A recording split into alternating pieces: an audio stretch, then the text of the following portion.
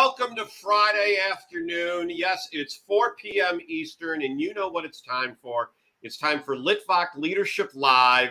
I'm Sean Litvak. I'm your host of the show. Today we've got a great guest, Clancy Clark, author of Selling by Serving. Hey, Clancy, how are you today? Really great. Thanks for having me. I am excited to talk to you, but first we're going to do the laundry list. If you have not gone to Facebook and YouTube and liked Litvak Leadership on Facebook and subscribed to Litvak Leadership on YouTube, I must ask you, what are you waiting for? That's how you get these videos delivered to you every single Friday and pop-up videos during the week when I decide to go live, and just different musings and posts from me, leadership related, self-improvement related, motivational related. You need it. You owe it to yourself for self-improvement. And frankly, you're not going to turn it into me, but boy, you're going to get close. So that's my shameless self-promotion for the day. Here, there, I'm back. Clancy Clark, without further ado, author of Selling by Serving.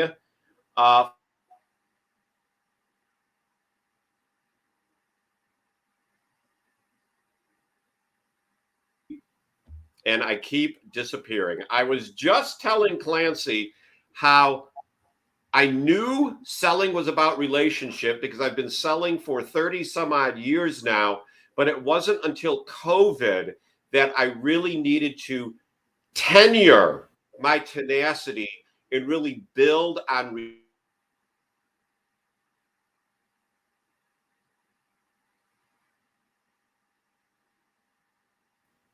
Okay, we're going to switch to a different Wi-Fi connection real quick to see. So bear with.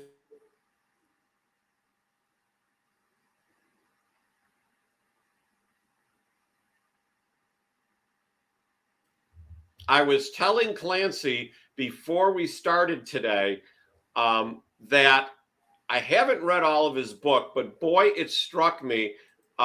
Realize, and now Clancy's disappearing.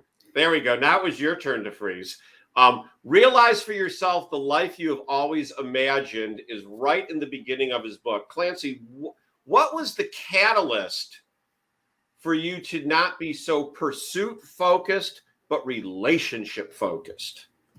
So that happened when I first decided that being a sheep herder probably wasn't my long-term viable career option. And I went to a career counseling center in Billings, Montana. And it happened to be right next door to a little mom and pop used car lot, which was kind of ironic. But anyway, they came back and said I had a high aptitude in sales. And I was dejected to hear that because I didn't want to be one of those cheesy, pushy, half-honest salespeople. And then a few years later, I found myself taking a role in outside sales, developing a brand new sales area in Western Montana, selling to ranchers there.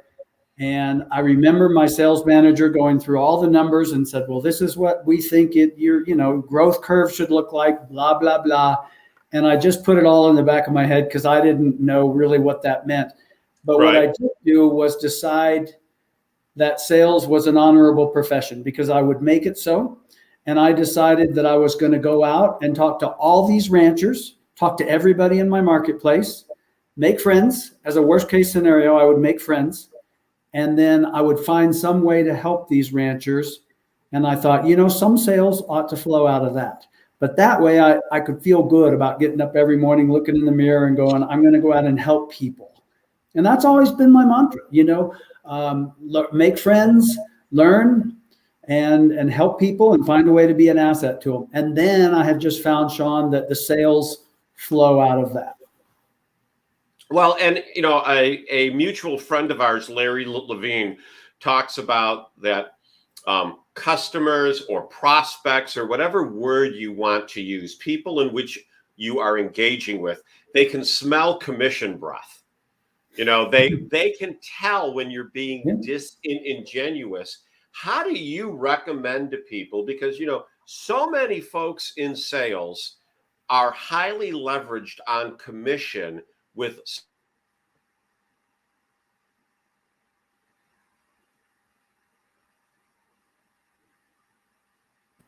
There we go. And now I'm not frozen. They need to balance helping people and eating. How do you recommend that people make that leap? I think the best thing to do is to come to some sort of a belief. And that's one of the reasons that I'm here and I talk a little bit. I don't like to gush a lot about my success, but doing what I've done and having those philosophies, I've risen to the top of three companies in 3 different decades, in 3 different geographies, very quickly. Right. By doing that. And so I'm here to say that is the way to go if you really want to sell more than you ever thought possible. But the subhead of my book says it very clearly. Find fulfillment in your career and sell more than you ever thought possible. It doesn't say sell more than you ever thought possible and then become fulfilled. And I conclude that the fulfilled one is the one that will go the extra mile, is the one that'll stay out there Friday afternoon while everybody else is headed to the country club or to the pool or whatever it may be. The fulfilled one's going to go back that 12th time and catch that person and build that relationship. So the other thing that I think can help people on a pragmatic way, Sean, with that is what I call massive definitive action. You can't just be a nice person and say, well, I'm fulfilled and I'm so nice, I'm just going to go around or just stay home and wait for the phone to ring. You've got to go talk to everyone in the marketplace. And I sort of take exception to this pre-qualifying prospects, because that's making a lot of assumptions in my view. And I want them to qualify me. I don't want to qualify them. I want them to decide if I'm the best one to be serving them and working with them. So I don't make any assumptions about a pre-qualified prospect, because what if somebody doesn't fit that profile, but yet they're a good prospect and you could work with that person? If you rule them out just based on demographics or statistics, then I think that's a mistake. So I've never done that. I've always gone, first thing, I just want to go talk to everybody in my marketplace, if that, or as many as is humanly possible. By doing that, I always have the saying too, I'm just looking for the people that are looking for me. I've never wanted to persuade. I've never wanted to convince. I've never wanted to pressure. I'm just looking for the people who already are looking for what I have to offer. And it's just a matter of connecting to that.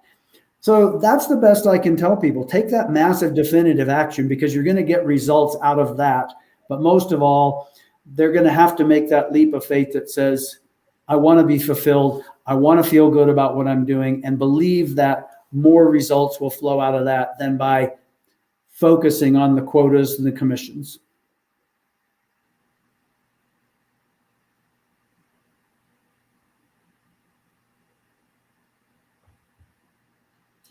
So we're both taking turns freezing, but I heard everything you said. So I've got a question with that. Now, you've been in, and I'm going to call it agribusiness for lack of a better definition, over your career. And I'm sure it sounds to me, and I may be mistaken, that you're dealing very much with the stakeholder is also the fiscal buyer, that the stakeholder who you're talking to holds the decision on the money. But in so many different types of sales, janitorial services that I'm in, HVAC, anything having to do with real estate, software sales, et cetera, you may be talking to some stakeholders, but it's actually, procurement or buyers that you're really negotiating with. And they've been trained to not give a rip about relationships, to just, zero in on the dollars and beat it down.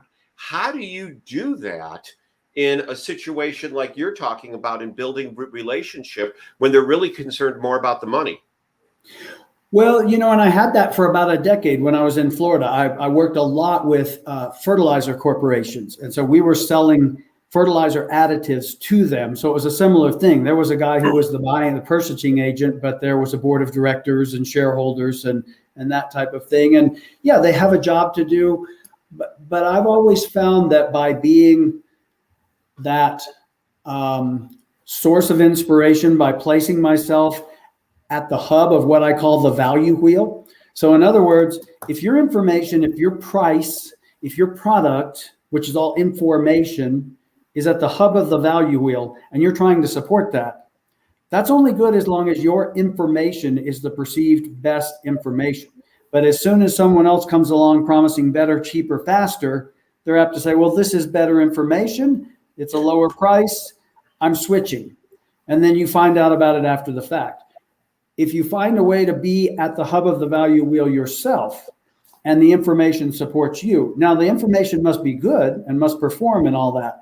But then when you are the asset to their business, by the information that you bring, the inspiration that you bring as well, because information just presented is just dead. It's just lifeless.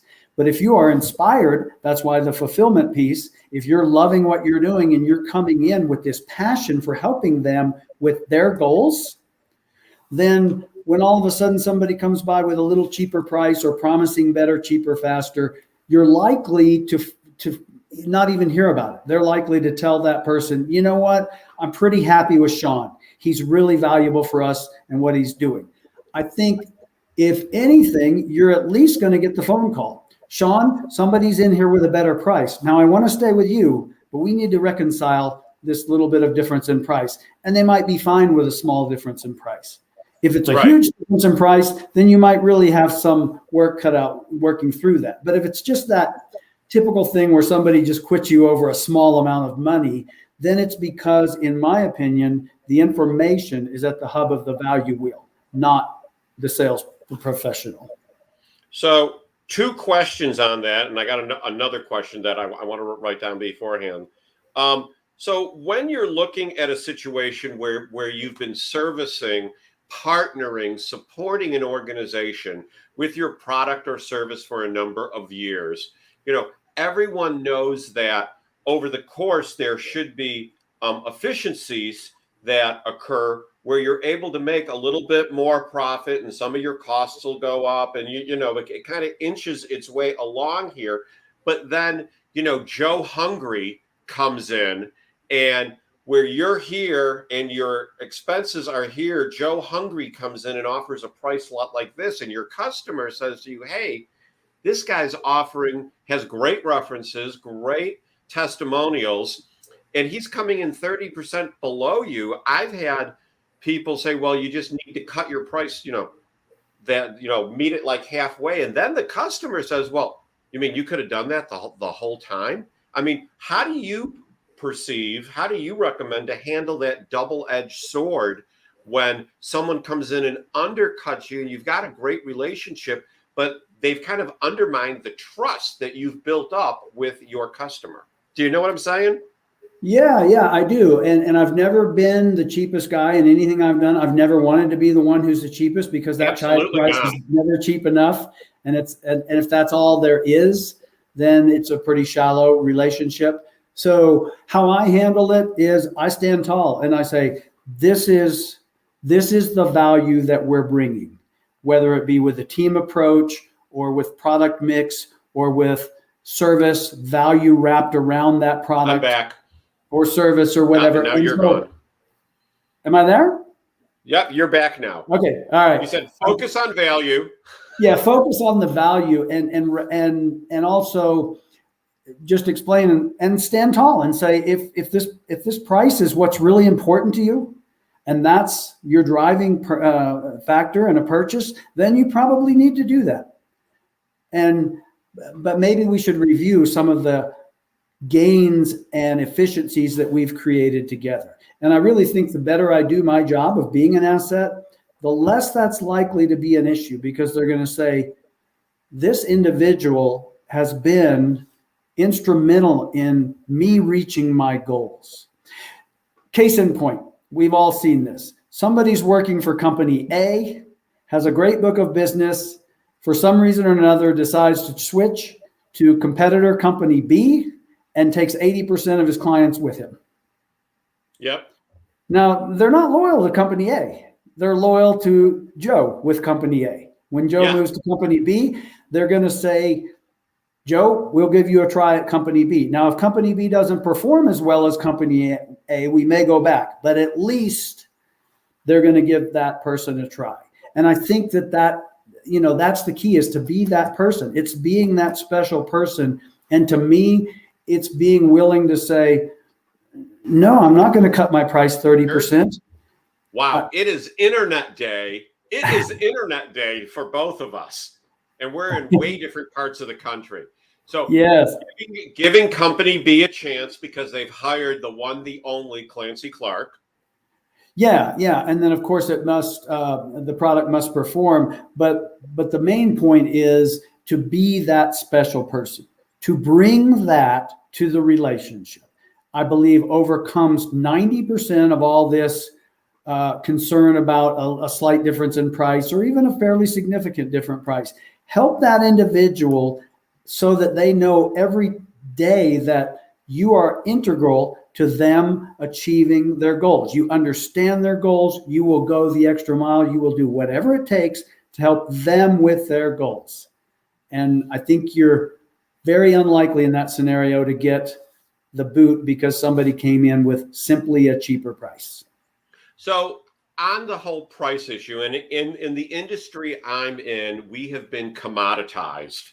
And you know, people tell me we're a cut commodity, and I look at them, I go, well, only if you look at us that way. And I start explaining why we're not. I will tell people on the front end of conversations, if this is all about price, I'm the wrong guy to talk to, and I should leave now. What do you think of that approach? Be honest. I don't think it's a bad approach. I might be more apt to come in perhaps with more questions. What are your driving factors in your decision and that you're looking at doing here? And if they say, well, price is number one, then you can come back and say, you know, I'm going to tell you right now, we're probably not the cheapest price. And if you want to hear the value that we wrap around our service or our products, then I'm all about that. And I will go to the ends of the earth to explain that and to help you with your goals. But if it's simply viewed as a commodity and you're looking for the cheapest price, there are probably. Did I lose you? Did I disappear? No, again? no. I said if it's you were saying if it's all about price, and then said I'm out of here. Yeah, if it's all about price, I would just say, you know, there's probably other people that can better provide you with that, because, you know, and you might even talk philosophically and say, I believe there's a lot more to a buyer-seller relationship than simply transaction based on price. Oh, well, and I bring it to, you know, if you're going to hire a member of your team, do you hire the person who you can hire at the lowest salary, or do you find the person that has the qualifications that are needed, and then you look at their salary requirements and see if they are within your zone? And sometimes you need to increase your zone to get that quality that you're looking for, because otherwise the soft expenses that you're going to experience far outweigh the hard cash you're paying. Yeah, absolutely. That's a great point. You know, and if you can get away with it, you have to be careful of who you're working with. But if you can get away with it, you know, you can say, if you were going to hire a doctor for heart surgery, do you go shopping for the one that can do it for the least cost? Well, they're all going to fix my heart, so I'm just going to find the one with the cheapest price. Well, you're probably going to be pretty concerned with finding the one that's going to take the best care of you. Yes. And price is not going to be the primary thing. Why should it be any different here? This is your business. If this matters to you and you care about it and you have goals, why not choose somebody who can help you with those goals and bring a lot more than just a commodity to the. And again, think about the people who truly deals in commodities. Someone who is a grain broker. You've got corn to sell, I've got corn to sell, or we both sell, shipping container space on freighters. You know, I've got a price on if you want to get your shipping container on a freighter, and so do you, and they're probably very competitive. And yet, even in that environment, you know, Mary might have a great book of business while Sam struggles. What's the difference? Probably because of the relationships that Mary has. Yeah. They've called her sometime on Sunday afternoon and she's gone the extra mile. I'm not advocating working on the weekends. All I'm saying is, Mary. You're frozen, or I am. And we're waiting. One of us is frozen. Which one is it? Okay. So you said, I'm not advocating working on weekends, is what it sounded like you said. Yes, but I was using that as an example. Mary gets a phone call on Sunday afternoon and takes it and troubleshoots a problem for a customer because what the heck, she's sitting by the pool anyway. Yep, this is a customer that I care about. And it shows that she cares. And I think that's the big difference is the level of caring. That sincerity, that authenticity, that fulfillment, that inspiration that you bring, Sean, is contagious. It's absolutely contagious. And just as, customers can smell the commission breath, they also sense authenticity, enthusiasm, and sincerity. And those have been cornerstones, the foundation stones of my career. So you've got another book coming out in the not so distant future. Love your work, live your dream. And it says it's a guidebook as opposed to a book. Talk a little bit about that. Yeah, so Love Your Work, Live Your Dream is basically a 3-part book. It's about twice as long as Selling by Serving. It's a whole lot on that plate. But basically, part 1 is what we call a look at life. It asks a lot of the big questions about life. What is the most important thing in life? How do people end up on the hamster wheel far away from where they want to be? And those type of questions. Part 2 is the Love Your Work. And I've got a lot of statistics in this book. I've done a lot of research and have learned that 60 to 85% of American workers are either not actively engaged or actively disengaged in their work. So this is a big club of the I'm not happy at work group. And so it's all about things that people can do to ensure that their vocation has meaning for them and they are fulfilled. Same thing we're talking about. And so that they're earning what I call inspired income rather than hollow dollars. Hollow dollars are materialistic. They come to you by being self-serving and focused on your what's in it for me, my quotas, my commissions, but they feel hollow. It's just money. It pays the rent and that's it. Inspired income is a gift. It's a reward for behaving and conducting yourself in a certain way. And then part 3 is the live your dream part. So, loving your work is great, but I do not live to work. I work as much as I love it so that I can live the life of my dreams. So part 3 is live your dream, all about having the power of a vision, knowing what you want with the rest of your life outside of work, and then connecting the dots from that meaningful vocation to living your dreams, to make sure that you have what I call a dream-worthy vehicle, so that your vocation is worthy of matching up to the dreams that you aspire to. And so in those ways, there's a lot of practical tips. There's a lot of action plans. There's a lot of supporting thoughts. And we just thought, there's a lot of metaphor in there about the trail and your inner cartographer. You create the map for your own life and you celebrate every little dot along the trail. And we don't talk about goals. We talk about waypoints. So there's a lot of hiking and journey type metaphor in there. Thus, we wanted it to be like a guidebook. If you were picking up a guidebook about, traveling the USA, places to see, things to do, how to get to where you want to go. So that's kind of the way the guidebook came up. So let's unpack a little bit where you talk about a dream-worthy vehicle. Thank you. And that is what I wrote down. I just couldn't read my own handwriting. A dream-worthy vehicle. I heard a pastor preaching about a month.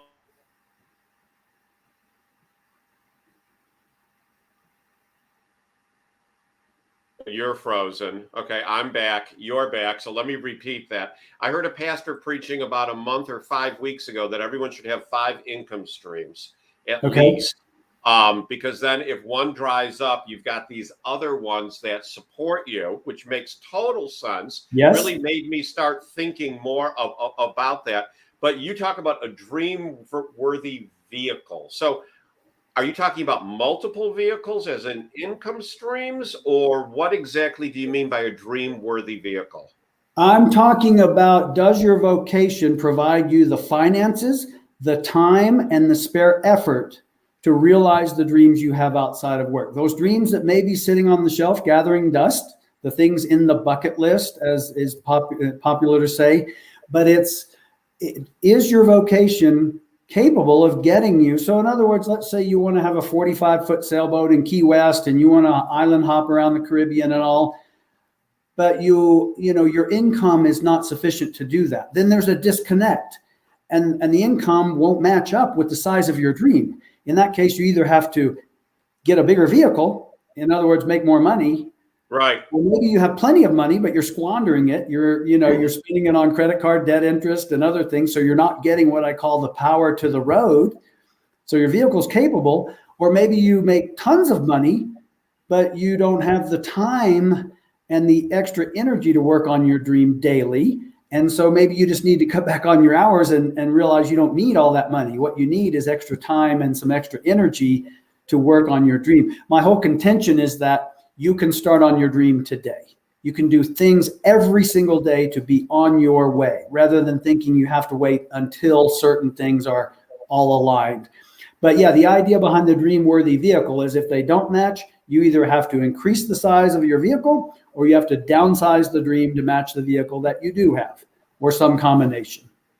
So Jack Ma talks about the 996 lifestyle, where you work from 9 a.m. to 9 p.m., 6 days a week.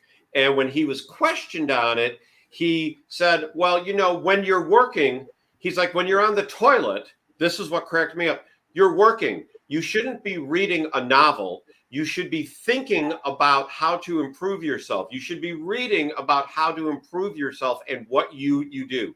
Do you subscribe to that 996 lifestyle? I don't subscribe to anything that's template based. I say, if you love what you do, if you love your work and you're working on living your dream, then you must be willing to do whatever it takes. Now, I'm not suggesting you have to do anything, because most of that won't be known until you embark on your journey to live your dream.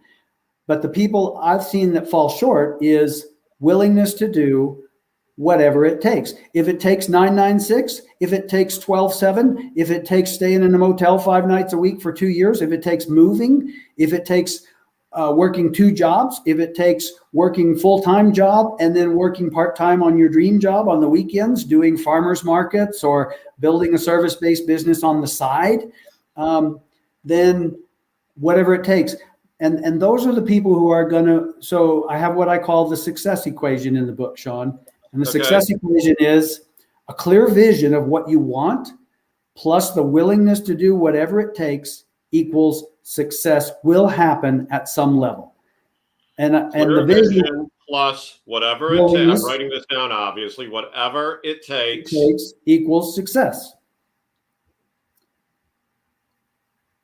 And a lot of people don't know what they're not clear on what they want. So that's why I have the power of a vision, where we talk about visualization, meditative visualization, a vision board. I've got one right back there, a vision board, and talk about how fun they are to make and how powerful they are. This is, it looks like a little kid project, but it's got grown-up power.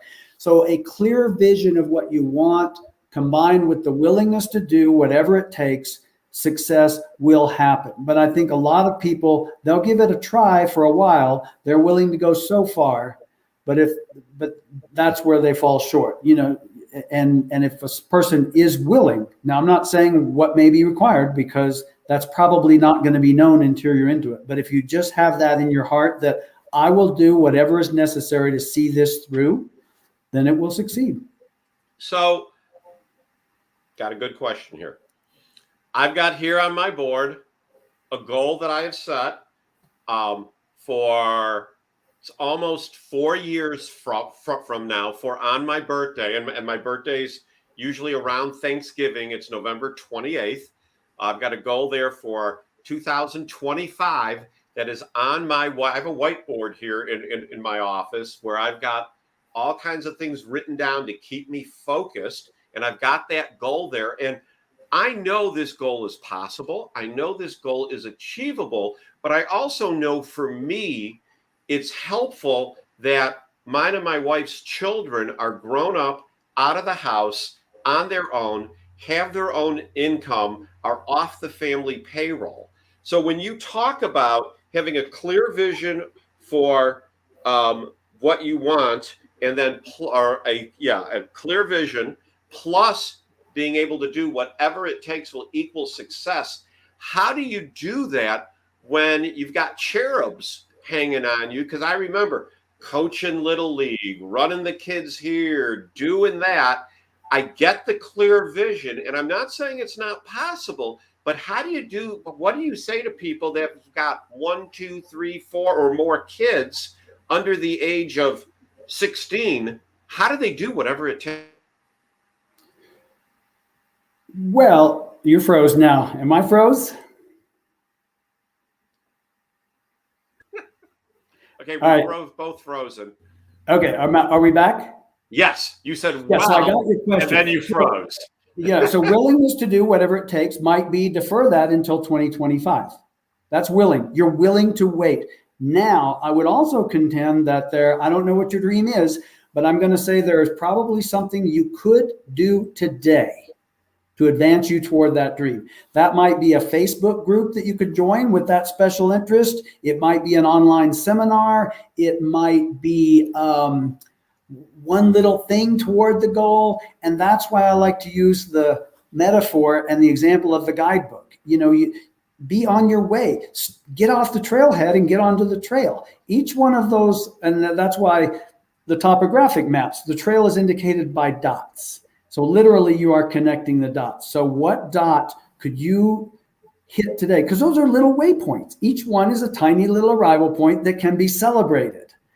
So if it's joining a Facebook group on the interest that you have, if it is doing online research about something that you need to buy as part of that, if it is opening a special bank account and putting in whatever amount of money you could, you've got all these responsibilities, but is there anything left over? Is there anything you could forego? Is there anything where money maybe not, your vehicle's not getting the power to the ground? Is there any place? Different definitions depending upon where you are in life of whatever it takes. Oh yeah. It's, for some people it's a lifetime of doing whatever it takes. But I do contend that there is almost always something that everyone can do today to be on their way. And those are some of the most special parts of, you've got a big arrival point over there for 2025. That's your big waypoint. Right. It's not an arrival point because you'll likely have other waypoints in your life beyond that one. And that's why I don't say it's an end point. It's a big waypoint. Right. It's not an end point. Oh, no. Yeah, all the little waypoints along the way are to be celebrated. I am on my way. I did this today. I put $10 into the 2025 bank account. And law of attraction, what you put out there is what comes back to you. What you think about expands. When you're celebrating the little waypoints, those little dots, more of celebrating those little dots will show up. And maybe, just maybe, that becomes a 2024 goal. Maybe not. And either is equally okay. But my point is, be on your way and enjoy the little waypoints. Don't think, well, I just need to get past these. And it's what I call, especially for someone just starting off on a dream. Let's say someone wants to, have some sort of a service-based business. They want to have a greenhouse business and they've got a job and they want to do that. And so can they grow some plants at home in a little greenhouse and go to a farmer's market on the weekend and sell some plants? Come on. They don't have to wait until they can buy 50 acres and hire 20 employees and bring in all these trucks and inventory.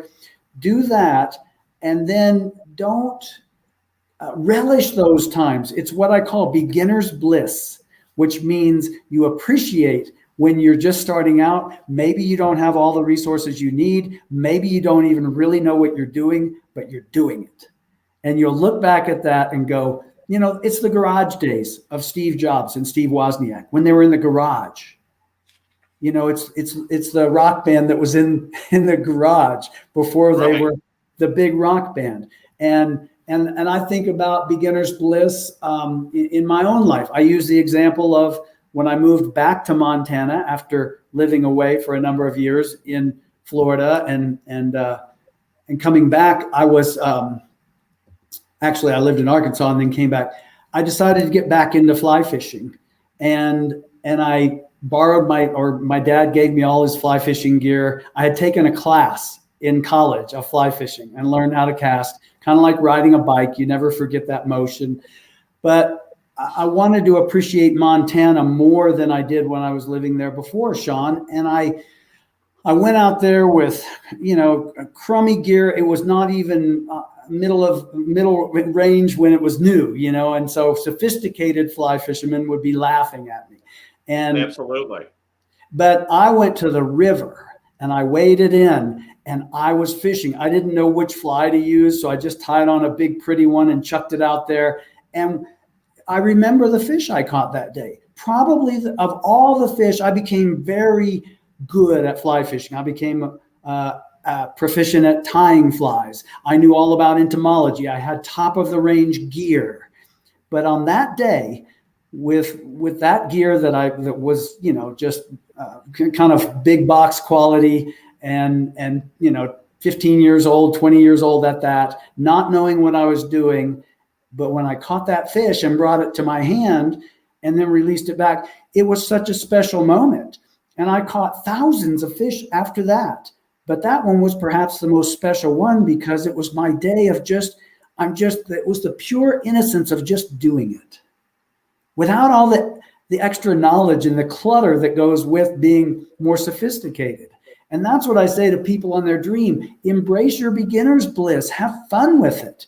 Relish those times and mostly know that you're doing it. So being on your way to the goal is the goal. So if there's something you can do today for that 2025 goal, that is the goal. You're doing the goal. You haven't reached the big waypoint, but you are doing the goal by working on it. Does that make sense? That makes great sense. I mean, embrace your beginnings. Know that you're doing the goal. I think so many people look at what they are doing to get started and they're like, I just want to get to success. And what they don't realize, and I heard someone say this, and it was either Grant Cardone or Evan Carmichael, don't define success by achievement, define success by effort. As long as you are putting in the effort, you are successful. Just keep putting in the effort. And that really struck me. It's amazing what you can learn as you're walking your dog and listening to YouTube. So. Yeah, absolutely. And that's absolutely true. And that's what I'm saying.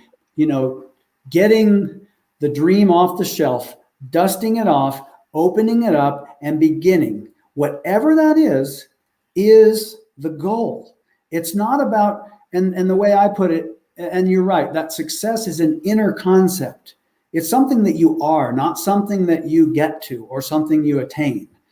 And another phrase that I use in Love Your Work, Live Your Dream, it's not about getting there, it's about going there. It's not about getting there, it's about going there. It's about going there. Yeah. That could and be so a it's hashtag. those little waypoints. And I use the actual experience of hiking down a trail. And so I'm going down the trail and, every step is one of those dots on the trail.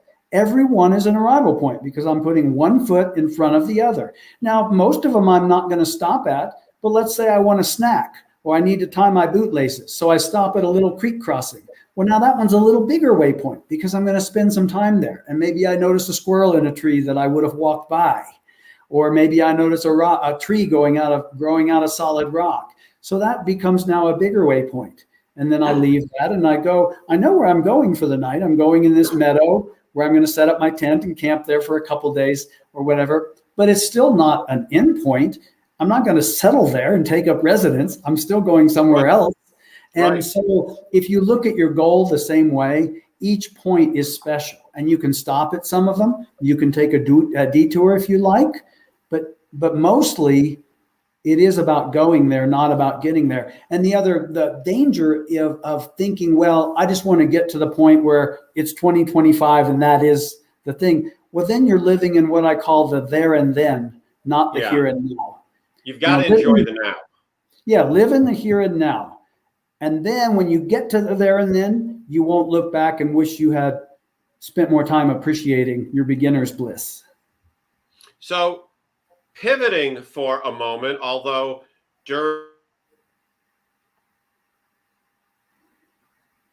now you froze. I know I never freeze. And I'm back. Okay, so we haven't talked about and now you froze. Okay, we're both back. So we haven't talked at all about your public speaking, your group and individual coaching, and your sales seminars and workshops. So do a little shameless self-promotion and tell us what people can expect if they reach out to you about potentially engaging you with their team or individually. Sure. So, this is my dream. Building this platform, which I started in June of 2020 with the release of the book, Selling by Serving, and it's all about helping other people be happier and more fulfilled.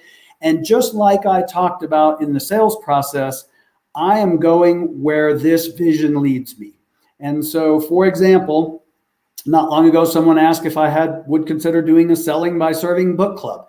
Monday morning, we're starting the Selling by Serving book club. And there's already a few that would like to be in session number 2. So maybe that's a thing. We're gonna go through the book and talk about it. I do kind of a hybrid sales coaching program, Sean, where sales individuals come in. I work with them every other week, one-on-one, and then I facilitate a group roundtable once a month for 2 hours, which is basically a support group for sales professionals. Only a sales professional knows what it's like to be a sales professional. So they share ideas across industries, across geographies, and I facilitate topics of their choosing.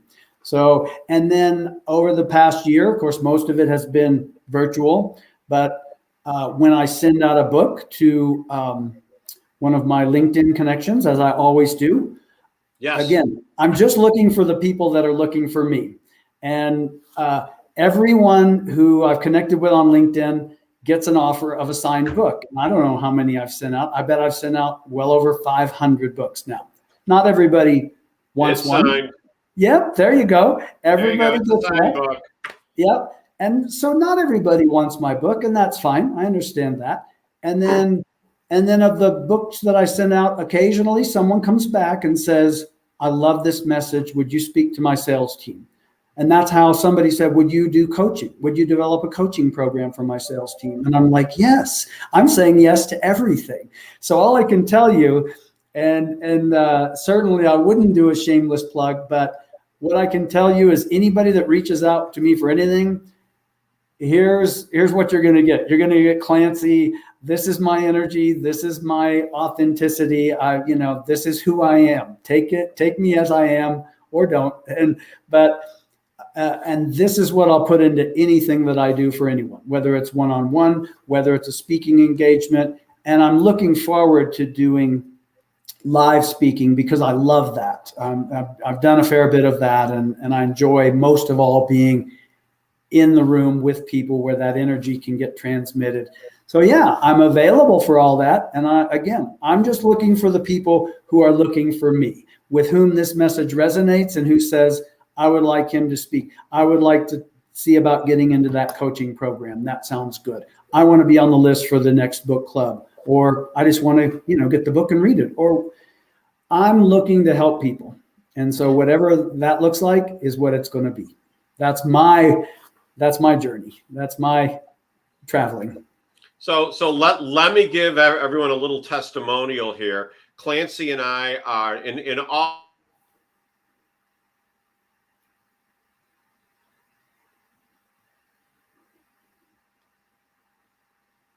frozen again. No, it's a mastermind group called Megamind.